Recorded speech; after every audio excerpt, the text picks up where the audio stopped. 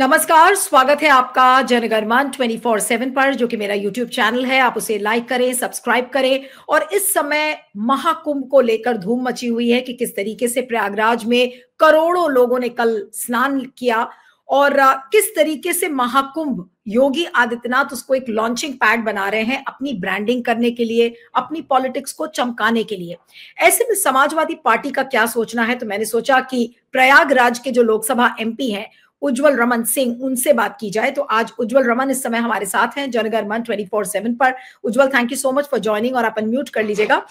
पहला सवाल यही है कि कुंभ को लेकर जिस तरीके की तैयारियां हैं, और आप खुद इलाहाबाद के हैं, मैं खुद इलाहाबाद की हूं, मुझे पता है कि कभी भी कुंभ का, महाकुंभ का इस तरीके से राजनीतिकरण नहीं हुआ। हर 5 मिनट पर योगी और मोदी के जो पोस्टर्स नजर आ रहे हैं, सब लोग ये कह रहे हैं कि अंधाधुंध पैसा बहाया जा रहा है और उसका पूरी तरीके से राजनीतिकरण कर दिया गया है। आपका क्या मानना है? देखिए, सबसे पहले तो ये दान और पुण्य की धरती है। ये सांस्कृतिक और आध्यात्मिक धरोहर है जिसकी विरासत प्रयागराज है। मैं तो सिर्फ जो लोग आज आ रहे हैं, हम सभी का स्वागत करते हैं। लेकिन पहले भी हम लोगों ने कुंभ को देखा, पहले भी हम लोगों ने अर्ध कुंभ को देखा और लंबे समय से हर व्यक्ति जो प्रयागराज का रहने वाला है वो माघ मेले को देखता चला आया है। लेकिन स्वार्थहीन तरीके से अगर कोई भी कार्य को किया जाए, यहाँ स्वार्थ को त्याग करके काम को किया जाए, ये राजनीतिक पृष्ठभूमि में पहले न कभी किसी सरकारों में, जितनी भी सरकारें पूर्वत में रही, चाहे कांग्रेस पार्टी की रही हो, चाहे समाजवादी पार्टी की रही हो और चाहे अन्य सरकारें जो रही, किसी ने कुंभ का, माघ मेले का, अर्ध कुंभ का राजनीतिकरण नहीं किया। और किसी भी तरह का प्रयास अगर कोई करे तो मैं तो इसको अच्छा नहीं मानता हूँ।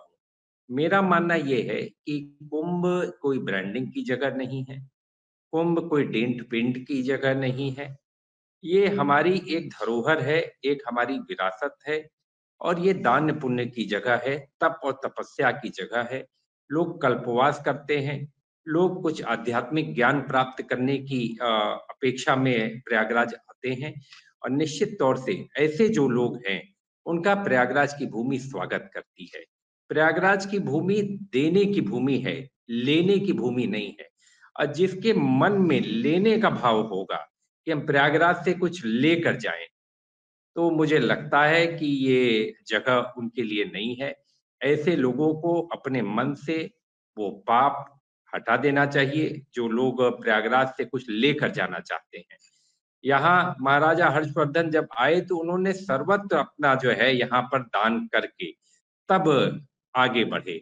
यहाँ पर कुछ छूटा नहीं, सब दान किया। तो ये वो भूमि है। तो हम लोगों को निश्चित तौर से इसको ध्यान में रखना चाहिए और प्रयागराज में आने वाले लोगों का स्वागत है, साधु संतों का स्वागत है, जो कल्पवास कर रहे हैं उन लोगों का स्वागत है।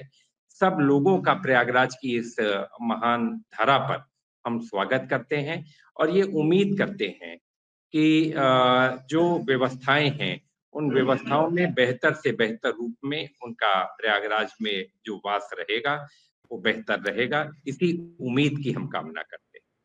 नहीं, लेकिन जो योगी आदित्यनाथ की एक कोशिश या फिर पहल जो दिख रही है कि वो ये प्रदर्शित करना चाह रहे हैं एक तरीके से कि इन्होंने जितना कुंभ के लिए काम किया और कुंभ को जितना भव्य वो बनाने की कोशिश कर रहे हैं, इसके पहले की सरकारों ने नहीं किया।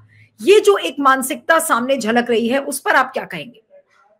देखिए, मैं तो सिर्फ इतना ही कहना चाहूंगा, इससे पूर्वत अखिलेश यादव जी ने भी अच्छा काम किया था। उससे पहले मुलायम सिंह यादव जी मुख्यमंत्री रहे, उन्होंने भी अच्छा काम किया।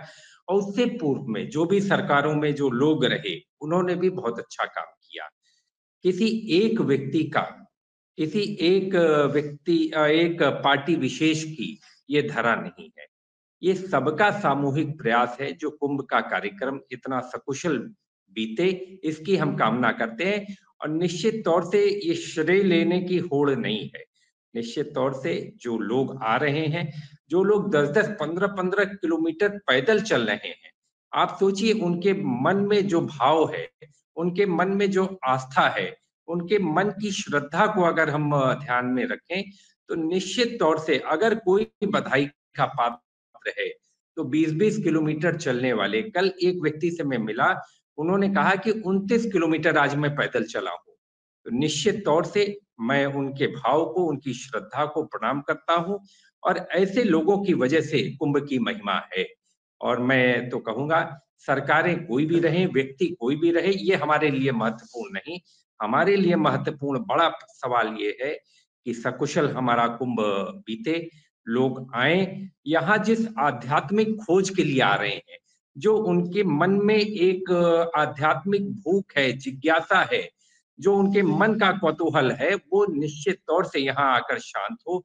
साधु, महात्मा और तप करके, ये भूमि जैसा मैंने कहा तप और तपस्या की भूमि है। यहाँ मुनियों ने, ऋषि मुनियों ने हजारों साल यहाँ तप किए हैं। ये वो प्रतापी भूमि है, तो निश्चित नहीं, तौर से मुझको उस लेकिन तप तपस्या का मैं आपसे ये जानना चाह रही हूँ कि आप पिछले सेशन में भी जब आए थे तो आपने कुंभ में हुए भ्रष्टाचार को उजागर करने की बातें कही थी।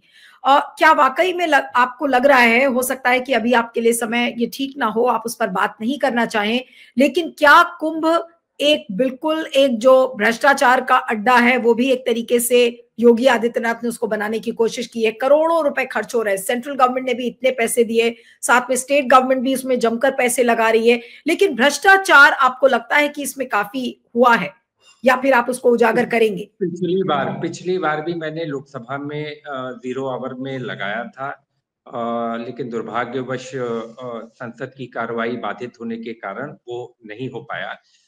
जबकि अपने प्रेस के साथियों में भी मैंने उन बातों को रखा था।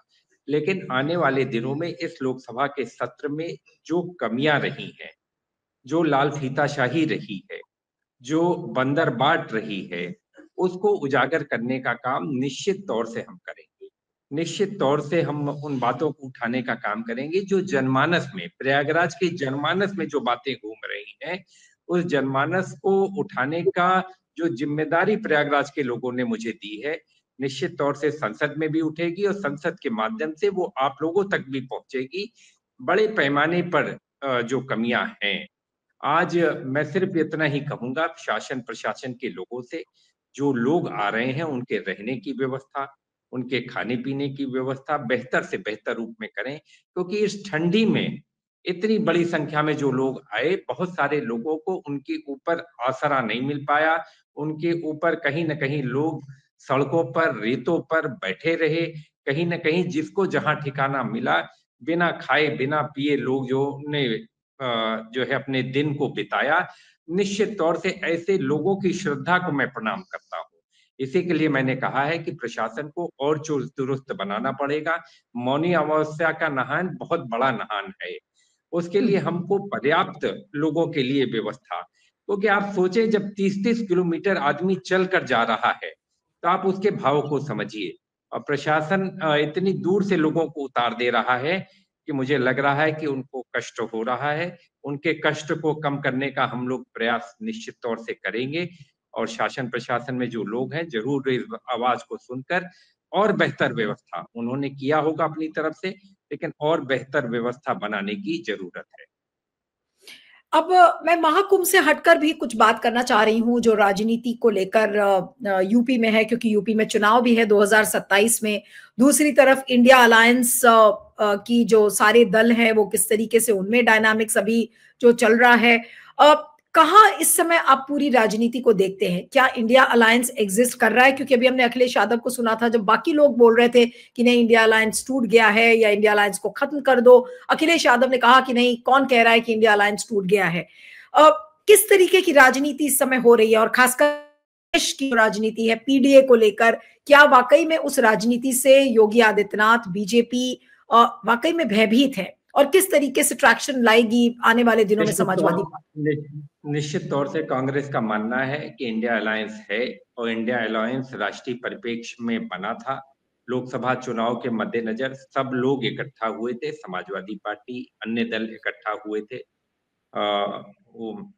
जो है उद्धव जी की जो है शिवसेना थी, शरद पवार जी की एनसीपी थी, तृणमूल कांग्रेस भी थी और अन्य दल भी थे जो है। तो सब लोगों को राष्ट्रीय परिप्रेक्ष्य में आम आदमी पार्टी भी थी, तो राष्ट्रीय परिप्रेक्ष्य में हम लोगों ने बनाया था। लेकिन आज जो लोग चर्चा कर रहे हैं वो स्टेट इलेक्शंस की बात कर रहे हैं। स्टेट इलेक्शंस के लिए उस समय चर्चा इस रूप में नहीं थी कि आगे क्या होगा, लेकिन राष्ट्रीय परिप्रेक्ष्य में आज भी इंडिया अलायंस मौजूद है। हमारा विरोध भारतीय जनता पार्टी का है और वो नीति और कार्यक्रम को लेकर हमारा विरोध शुरू से रहा है, विचारधारा को लेकर विरोध रहा है और विचारधारा के मत पर हम सब लोग इकट्ठा हैं, आज भी इकट्ठा हैं। आज लोग सवाल जरूर उठाते होंगे दिल्ली के परिप्रेक्ष्य में या अन्य राज्यों के परिप्रेक्ष्य में, लेकिन अभी महाराष्ट्र का चुनाव बीता, वहां हम लोग सब लोग इकट्ठा होकर लड़े। दिल्ली में इन्हीं परिस्थितियों में सब लोग अलग अलग रहे, लेकिन निश्चित तौर से कहीं ना कहीं ऐसी विचारधारा जीतेगी जो बीजेपी की विचारधारा को हराने का काम हम लोग करेंगे। और निश्चित तौर से इकट्ठा होकर आने वाले दिनों में ये सारे लोग एक हैं।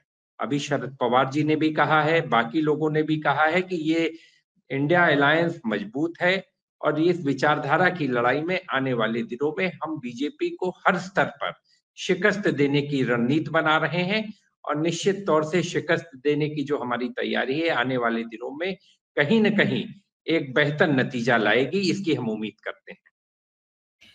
उम्मीद तो सब कर रहे हैं उज्जवल की बेहतर राजनीति विपक्ष देगा, विपक्ष ज्यादा मजबूत होगा, लेकिन जिस तरीके का एक खुला बिल्कुल एक कम्युनल कार्ड या हिंदू कार्ड आप उसको कह लीजिए, वो खेलने की कोशिश योगी आदित्यनाथ तो पूरी बीजेपी करती रहती है।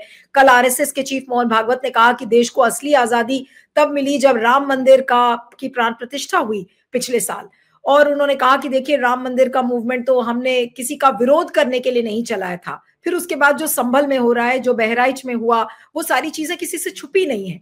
ऐसे हिंदू कार्ड को कैसे काउंटर किया जाएगा? कौन सी राजनीति उस कार्ड को काउंटर करेगी? क्योंकि अगर इस तरीके की राजनीति बीजेपी या फिर योगी आदित्यनाथ अगर खेलने की कोशिश करेंगे तो वो तो मेजोरिटेरियन पॉलिटिक्स की तरफ ये सारी चीजें बढ़ती हुई नजर आ रही है। देखिए, आपने बात बिल्कुल ठीक कही।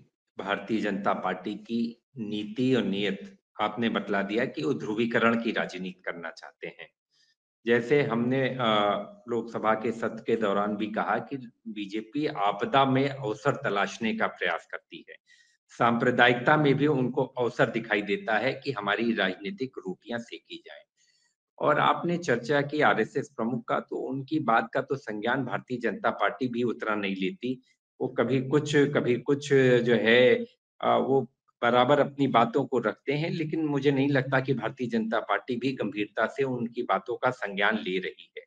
अगर लेती होती तो बहुत सारी बातें उन्होंने कही, लेकिन आज भी एक भी चाहे बीजेपी के अध्यक्ष हों, चाहे देश के प्रधानमंत्री हों या देश के बड़े नेताओं ने कोई भी बात उनकी बातों का संज्ञान लेकर कोई जवाब नहीं दिया। लेकिन हमारा कहना है कि हमारा रास्ता क्या है, कांग्रेस पार्टी का रास्ता क्या है, इंडिया अलायंस का रास्ता क्या है या अन्य दलों का रास्ता क्या है। हमारा रास्ता संविधान से निकलता है। संविधान में जो हमको जो बातें हमने कही, जो संविधान में जो बातें हमने लिखी हैं, उसी से हम देश को चलाना चाहते हैं, देश को आगे बढ़ाना चाहते हैं, देश के वंचित शोषित समाज की चर्चा करना चाहते हैं, उनको अवसर देना चाहते हैं। तो ये हमारे लिए रास्ता है। हम सांप्रदायिकता में अवसर नहीं तलाश रहे, हम ध्रुवीकरण की राजनीति नहीं करना चाहते। देश का विकास अगर करना चाहते हैं तो राहुल गांधी जी ने इस बात की बराबर चर्चा की है कि देश में कुछ मुट्ठी बंद लोगों के हाथ में सारी की सारी दौलत है। अगर देश का सम्यक रूप में विकास होना है तो हमको सबको उसका बराबरी का हिस्सा देना पड़ेगा, सबको उसको बराबरी का हक और सम्मान देना पड़ेगा। हम सामाजिक न्याय की लड़ाई लड़ रहे हैं। उस सामाजिक न्याय जो संविधान में प्रदत्त चीजें हैं, उन चीजों को लेकर हम आगे बढ़ना चाहते हैं। तो और हम मानते हैं, इंडिया गठबंधन के लोग, कांग्रेस पार्टी के लोग, अन्य दलों के लोग ये मानते हैं कि जो सामाजिक न्याय की बात हो, समता मूलक समाज की बात हो, सामाजिक विषमता को दूर करने की बात हो, ये सब का रास्ता कहाँ से निकलता है? हमारे संविधान से निकलता है। इसकी हास और परिहास बीजेपी के लोग करते रहते हैं क्योंकि उनको संविधान की समझ नहीं है या समझ कर भी वो अनजान बने रहना चाहते हैं। तो हम जो विकास देश का करना चाहते हैं, वो सबको साथ लेकर सबका विकास करना चाहते हैं। ये जो खाई आज बनती जा रही है कि अमीर और अमीर होता जा रहा है, गरीब और गरीब होता जा रहा है, इस खाई को पाटने का प्रयास राहुल गांधी जी ने बराबर अपनी बातों में किया है। और जिस तरीके से तेलंगाना में हम लोगों ने जातिगत जनगणना की, जातिगत जनगणना एक माध्यम है आने वाले दिनों में सामाजिक विषमताओं को दूर करने का, एक प्रयास है जो बीजेपी समझकर भी अनजान बन रही है, लेकिन आने वाले दिनों में सभी दलों को करना पड़ेगा। तो हमारा जी। कांग्रेस पार्टी का मॉडल विकास का मॉडल है और इस विकास के मॉडल पर हम आगे बढ़े। बस चलते चलते उज्जवल, बस एक सवाल फिर से वही महाकुंभ के भ्रष्टाचार को लेकर, क्योंकि आपने पिछले सेशन में ये बात उठाई थी, इसलिए मैं दोबारा पूछ रही हूं। आपने कहा कि योगी जी के किए गए भ्रष्टाचार को आप उजागर करेंगे आने वाले दिनों में, और आपको ये पता है कि महाकुंभ में बहुत ज्यादा भ्रष्टाचार हुआ है। सही समय पर तथ्यों के साथ बात को रखूंगा, समय आने दीजिए, आप सबके सामने उन बात को उजागर करूंगा। और निश्चित तौर से कहीं न कहीं कुछ न कुछ तो गड़बड़ है। उस गड़बड़ को जब तक जनता के सामने लाकर और जनता को फैसला करने के लिए छोड़ूंगा, जो जनता तय करेगी। जनता जनतंत्र में मालिक होती है और जो जनता फैसला करेगी वो शिरोधार्य है, लेकिन जनतंत्र में जनता के सामने सही समय पर सही तथ्यों को आप लोगों के सामने जरूर पेश करूँ। चलिए, आपका बहुत बहुत शुक्रिया Ujjwal. Thank you so much for joining. Thank you. जी, धन्यवाद।